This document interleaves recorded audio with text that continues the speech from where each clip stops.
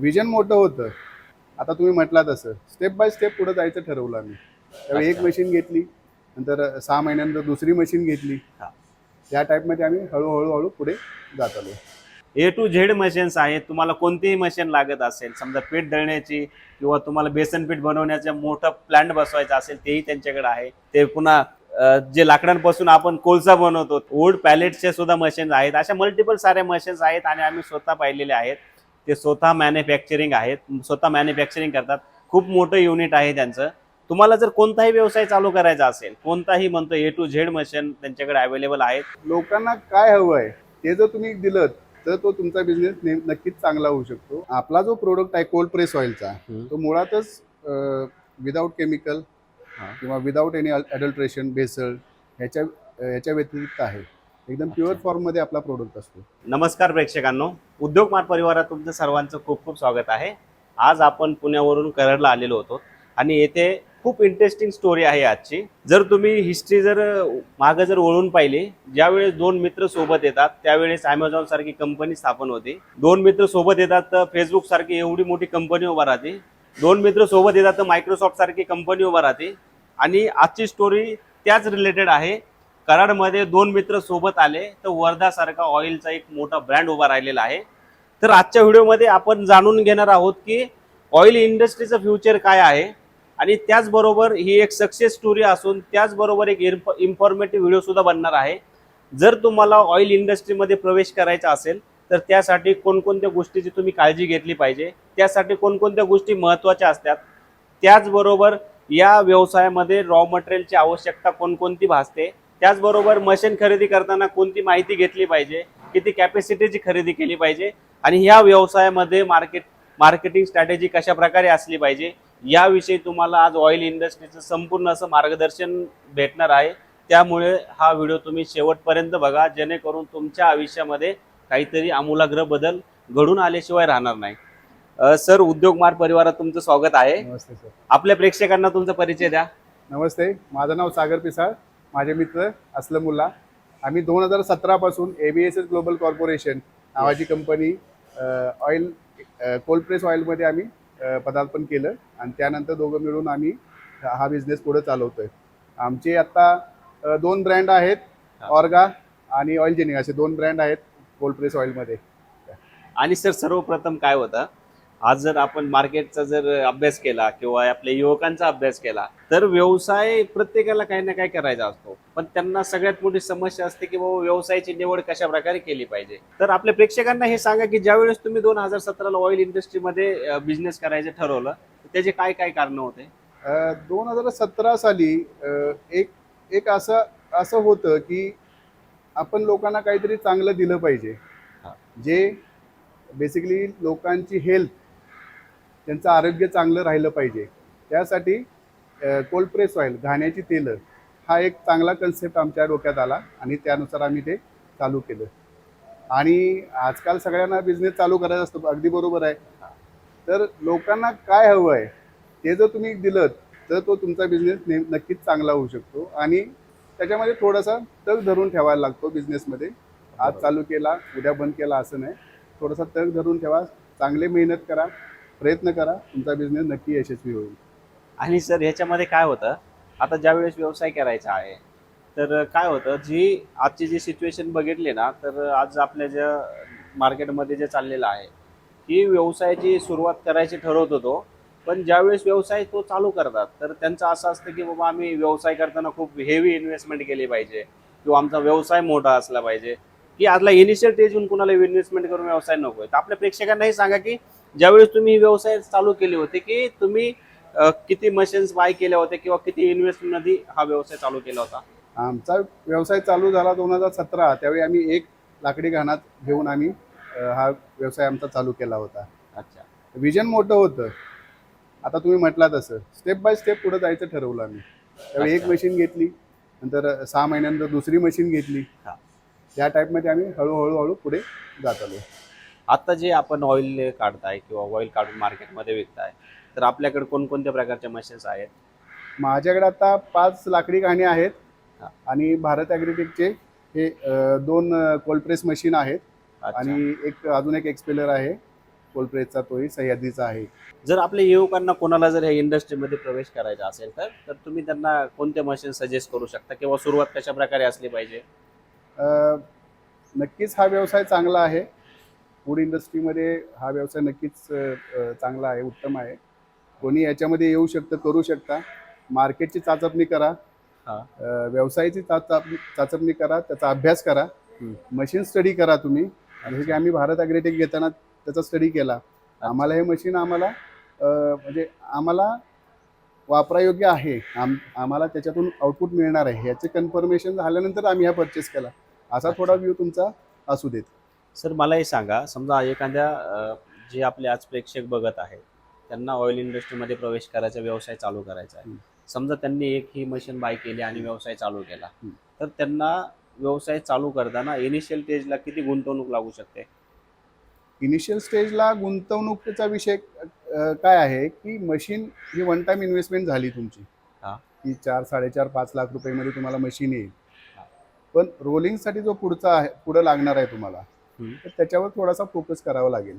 म्हणजे तुम्हाला तुमची कॅपॅसिटी कितीपर्यंत आहे, तुमचं मार्केट किती आहे, त्यानुसार तुमची ती कॅपिटल तुमचं पाहिजे. हां ते तुम्ही कॅल्क्युलेट करून त्याच्यामध्ये उतरू शकता. सर मला हे सांगा, समजा एखाद्याने हा व्यवसाय चालू केला तर ह्या व्यवसायावर काय गव्हर्नमेंट सबसिडीज वगैरे देत आहे का?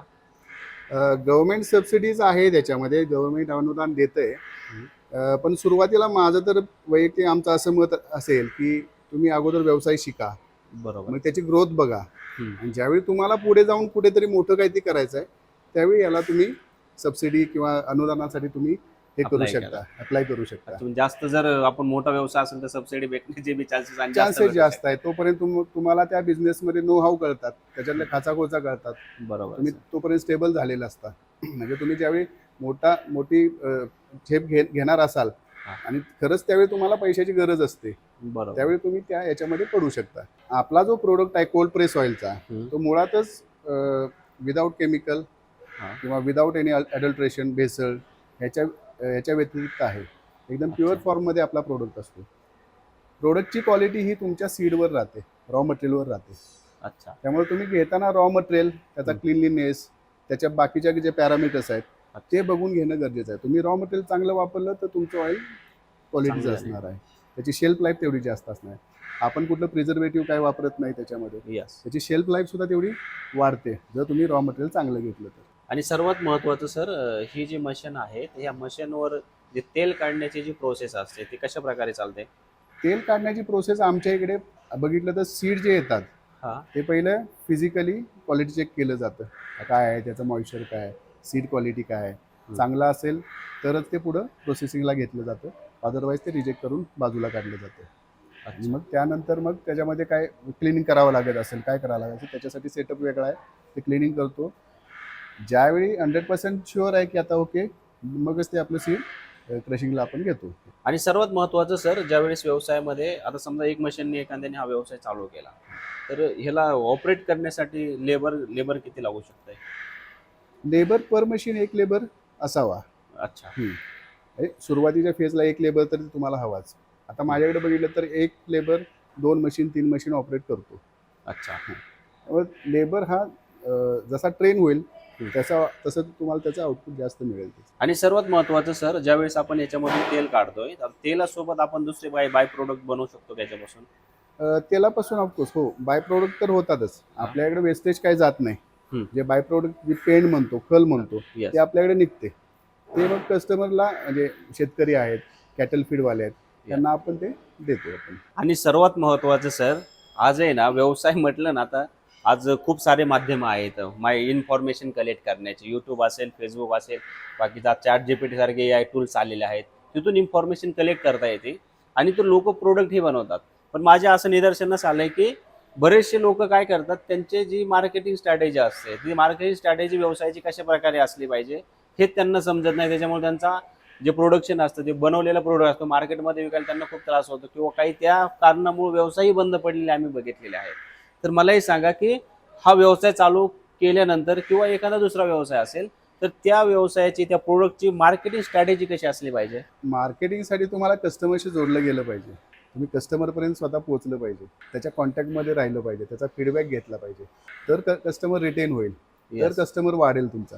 सर, आम्हाला जे सुचतं ह्या व्यवसायाबद्दल आम्ही संपूर्ण असं तुम्हाला विचारलेलं आहे. पण या व्यतिरिक्तही महाराष्ट्रामध्ये जे आज युवक बघत आहेत हा व्हिडिओ, तर तुम्ही त्यांना काय सांगाल, किंवा ह्याच्याविषयी जर अजून काही तुम्हाला क्रिटिकल अनालाइज करायचं असेल व्यवसायासोबत, सांगू शकता तुम्ही? सगळं मी बोललेलोच आहे, तरी पण अजून सांगेन की हा व्यवसाय चांगला आहे. फक्त कोणीतरी म्हणतंय, कोणीतरी दाखवतंय म्हणून तुम्ही करू नका. त्याचा अभ्यास करा, प्रत्यक्ष त्याच्यामध्ये उतरा, थोडं स्वतः काम करा कुठेतरी, मग अनुभव येईल. मार्केट अगोदर पडताळा, मग याच्यामध्ये तुम्ही 100% उतरू शकता. हा चांगला व्यवसाय आहे. आपल्या जे प्रेक्षकांपैकी जर कोणाला हा व्यवसाय चालू करायचा असेल, तर त्यांना जर मशीन खरेदी करायची असेल, तर तुम्ही त्यांना त्या संदर्भात काय सांगाल? मशीन खरेदी करताना तुम्ही प्रत्यक्षात त्या फॅक्टरीला व्हिजिट करा. जसं आम्ही भारत ॲग्रीटेकला व्हिजिट केलं. सीड आम्हाला ज्या सीडचं एक क्रश करायचं, तेल काढायचं, ते सीड आम्ही घेऊन जातो, अच्छा. क्रश करतो. सॅटिस्फॅक्टरी वाटल्यानंतर आम्ही मशीन परचेस करतो. कोणीतरी सांगितलं म्हणून करू नका. तुम्ही स्वतः घेऊन जावा, तुम्ही स्वतः क्रश करा, ट्रायल घ्या आणि मग मशीन परचेस करा. आता आम्ही भारत ॲग्रीटेकच्या मशीन घेतल्या. आता आम्ही बघतोय की भारत या नावाने किंवा असंच तत्सम नावाने मशीन कॉपी करून देत आहेत लोकांना कमी किमतीमध्ये. आणि काय होतं, इथं माणूस जो उद्योजक आहे, ज्याला हे करायचं आहे, तो थोडासा कुठे संभ्रमावस्थेत असतो की ह्या मशीनची एवढी किंमत का, मग ह्या मशीनची एवढी कमी किंमत का, मग मला हेच परवडते, मी घेतो. त्याच्यापेक्षा मी तर सांगेन की तुम्ही त्या फॅक्टरीला जाऊन भेटा. ज्या कोणी मशीनचे कोटेशन तुम्ही घेताय तिथे जाऊन भेटा, त्यांची फॅसिलिटी बघा, तिथे ट्रायल घ्या आणि मगच ते मशीन पडताळी करूनच ते तुम्ही मशीन परचेस करा. प्रेक्षकांनो लक्ष द्या. तुम्हाला एक आग्रहाची विनंती आणि खूप आतोनात सांगायचं आहे. ज्यावेळेस आम्ही यूट्यूब या क्षेत्रामध्ये प्रवेशही केलेला नव्हता, सोशल मीडियामध्ये, ज्यावेळेस आम्ही ठरवलं होतं की आम्हाला कोणता ना कोणता व्यवसाय करायचा आहे, तर आम्ही स्वतः भारत ॲग्रोटेक या कंपनीमध्ये गेलेलो होतो. A to Z मशीन्स आहेत. तुम्हाला कोणतीही मशीन लागत असेल, समजा पीठ दळण्याची किंवा तुम्हाला बेसन पीठ बनवण्याचा मोठा प्लांट बसवायचा असेल, तेही त्यांच्याकडे आहे. ते पुन्हा जे लाकडांपासून आपण कोळसा बनवतो, वूड पॅलेटचे सुद्धा मशीन्स आहेत. अशा मल्टिपल साऱ्या मशीन्स आहेत आणि आम्ही स्वतः पाहिलेले आहेत. ते स्वतः मॅन्युफॅक्चरिंग आहेत, स्वतः मॅन्युफॅक्चरिंग करतात. खूप मोठं युनिट आहे त्यांचं. तुम्हाला जर कोणताही व्यवसाय चालू करायचा असेल, कोणताही म्हणतो A to Z मशीन त्यांच्याकडे अवेलेबल आहेत. ते स्वतः मॅन्युफॅक्चरिंग आहेत आणि त्यांची जर मॅन्युफॅक्चरिंग तुम्हाला पाहिजे असेल तर लातूरमध्ये जा. भारत ॲग्रीटेक तुम्ही गुगलला जरी टाकलं तरी तुम्हाला त्यांचं लोकेशन येऊन जाईल. तुम्हाला पूर्ण असं मार्गदर्शन देतात. ते फक्त मशीन्सच देत नाहीत तुम्हाला, तर त्या व्यवसायाचं बारीक सारीक ज्या गोष्टी असतात की तो व्यवसायाचं फ्युचर काय आहे, त्याच्यासाठी गुंतवणूक आहे किती लागते, मार्केटिंग स्ट्रॅटेजी तुमची कशी असली पाहिजे, तुमचं लोकेशन कशा प्रकारे असलं पाहिजे.